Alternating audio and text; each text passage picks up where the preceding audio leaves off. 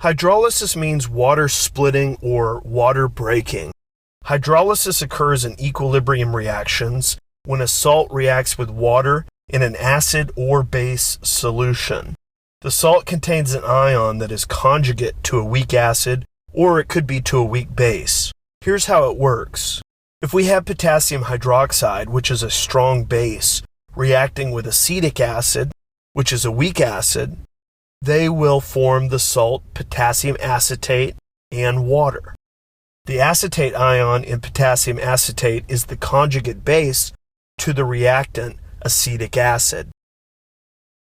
Since it is a base, it can accept a proton once it dissociates from the potassium.